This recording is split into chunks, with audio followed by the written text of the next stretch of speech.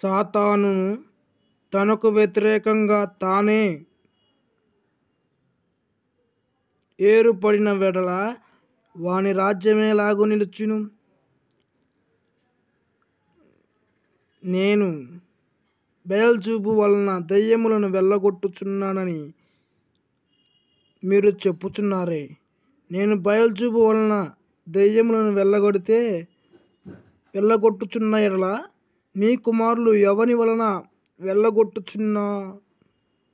వెళ్ళగొట్టుచున్నారు? అందుచేత వారు మీకు తీర్పులై ఉందురు.